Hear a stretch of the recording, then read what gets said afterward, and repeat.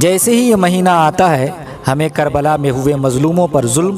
اور نواسۂ رسول صلی اللہ تعالیٰ علیہ وآلہ وسلم کی شہادت کی یاد آنے لگتی ہے۔ دوستوں، کیا آپ جانتے ہیں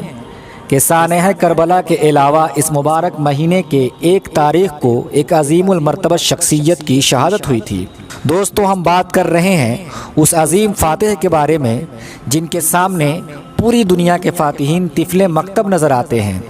جنہوں نے 22 لاکھ مربع میل پر حکومت کی،